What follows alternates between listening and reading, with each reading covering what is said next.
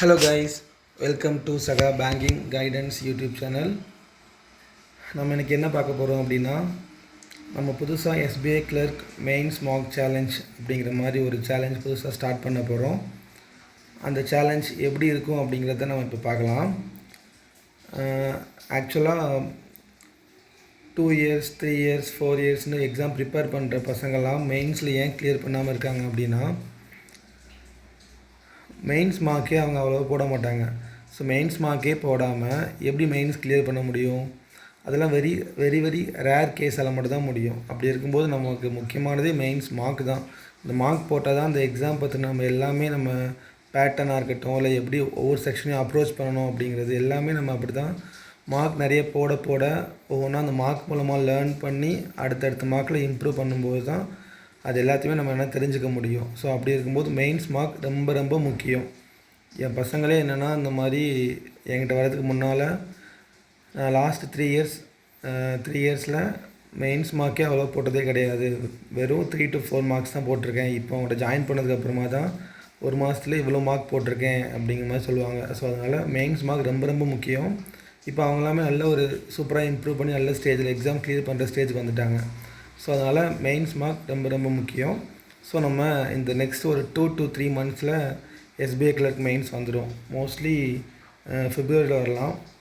So அதுக்கு முன்னால் நம்ம அட்லீஸ்ட் ஒரு 30+ மெயின்ஸ் மார்க் போடலாம் அப்படிங்கிற மாதிரி எனக்கு ஒரு விஷயம் தோணுச்சு. ஸோ அதனால் ஓகே, அதை நம்ம ஸ்டார்ட் பண்ண போகிறேன். யாருக்கெல்லாம் இன்ட்ரெஸ்ட்டாக இருக்கீங்களோ வந்து ஜாயின் பண்ணிக்கோங்க. ஓகே கைஸ், இப்போ நம்ம மெயின்ஸ் மார்க் சேலஞ்ச் எப்படி இருக்கும், எப்போ மார்க் இருக்கும் எல்லாத்தையும் பார்க்கலாம். மொத்தமாக ஒரு 30+ மெயின்ஸ் மார்க் போடுற மாதிரி நான் பிளான் பண்ணியிருக்கேன். ஒரு வீக்கில், அதாவது இப்போ கம்மிங் மண்டே ஸ்டார்ட் ஆக போகுது. மண்டே மார்க் போட்டிங்க அப்படின்னா மண்டே மார்னிங்கே மோஸ்ட்லி மார்க் முடிச்சிடுங்க.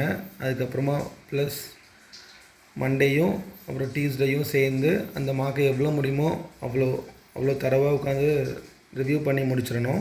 அடுத்து வெட்னஸ்டே மார்க் போடணும். அடுத்து தேர்ஸ்டேக்குள்ளே ரிவ்யூ பண்ணி முடிக்கணும். அடுத்து ஃப்ரைடே அடுத்த மார்க்கு. அடுத்து சாட்டர்டேக்குள்ளே ரிவ்யூ பண்ணி முடிக்கணும். சண்டே மட்டும் பிரேக் விட்டுக்கலாம். அப்புறம் நமக்கு ஒரு ஏதாச்சும் டவுட் ஏதாவது வந்தது அப்படின்னா டிஸ்கஸ் பண்ணுறதுக்கு ஒரு குரூப் இருக்குது. ஸோ அந்த குரூப்பில் நம்ம டவுட்ஸ்லாம் கிளியர் பண்ணிக்கலாம். அப்புறம் மார்க் அப்படின்னாலே நம்ம போட்டு நம்ம ரிவ்யூ பண்ணோம் அப்படின்னா அவ்வளோ நிறைய விஷயங்கள் கற்றுக்க முடியாது. இதே வேறு இன்னொருத்தங்க, அதாவது ரிவ்யூ பண்ண தெரிஞ்சவங்க ரிவ்யூ பண்ணும்போது அதில் ஓகே இன்னும் நிறைய விஷயங்கள் நம்ம கற்றுக்கலாம். ஸோ ஓகே, எப்படி அப்ரோச் பண்ணணும், ஃபஸ்ட்டு எந்த கொஸ்டினை போடணும், எந்த கொஸ்டினை கடைசி போடணும், லாஸ்ட்டில் 5 minutes இருக்குது அப்படின்னா நம்ம எந்த கொஸ்டினை எப்படி சூஸ் பண்ணியிருக்கலாம் அப்படிங்கிற மாதிரி நிறைய விஷயங்கள் இருக்குது. ஸோ அவ்வளோ விஷயங்களை இந்த மாதிரி வேறு ஒருத்தங்க ரிவ்யூ பண்ண தெரிஞ்சவங்க ரிவ்யூ பண்ணி சொன்னாங்க அப்படின்னா நமக்கு இன்னுமே பெட்டராக இருக்கும். நம்மளோட ஃபர்தராக இம்ப்ரூவ் பண்ணுறதுக்கு நல்லாயிருக்கும். ஸோ அந்த மாதிரி யாருக்காச்சும் வேணும் அப்படின்னா என்கிட்ட கேட்கலாம். இந்த மாதிரி மார்க் ரிவ்யூ பண்ணி கொடுங்க, நான் இன்னும் எப்படி பெஸ்ட்டாக பண்ணலாம் அப்படின்னு சொல்லிட்டு கேட்கலாம். ஸோ அந்த மாதிரி கேட்டிங்க அப்படின்னாலும் நான் உங்களுக்கு மார்க் ரிவ்யூ பண்ணி கொடுப்பேன். நீங்கள் ஃபர்தராக உங்களோட ஸ்கோரை பூஸ்ட் பண்ணிக்கலாம். ஓகேவா? தென் இந்த சேலஞ்சில் எப்படியும் ஒரு 25+ மெம்பர்ஸ் கண்டிப்பாக பார்ட்டிசிபேட் பண்ணுவாங்க.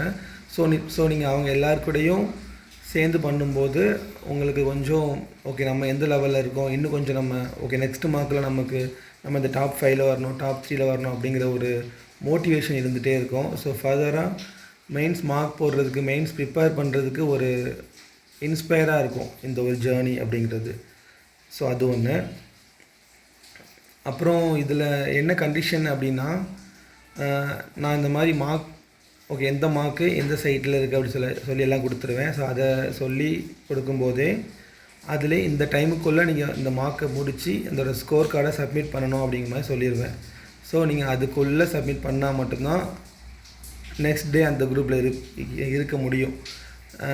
சப்போஸ் அந்த டைமுக்கு அப்புறமா சப்மிட் பண்ணிங்கன்னா எக்ஸ்கியூஸ் ஏதாவது கேட்டிங்க அப்படின்னாலே அந்த குரூப்பை விட்டு தூக்கிடுவேன், ரிமூவ் பண்ணிடுவேன். அப்புறம் திரும்ப ஆட் பண்ணவே மாட்டேன். ஓகேவா? ஸோ இதுதான் முக்கியமான கண்டிஷன்.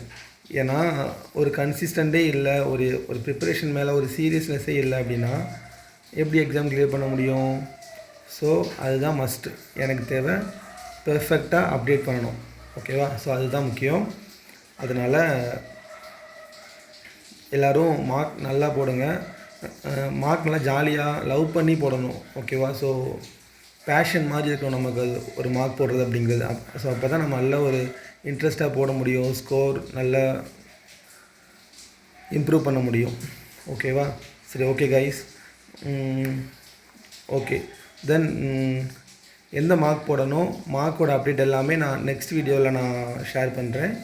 ஸோ யாராவது நம்ம சேனலை சப்ஸ்கிரைப் பண்ணல அப்படின்னா சப்ஸ்கிரைப் பண்ணி ஃபாலோ பண்ணுங்கள். நம்ம அடுத்தடுத்த அப்டேட்ஸை அடுத்தடுத்த வீடியோவில் நான் கொடுக்குறேன்.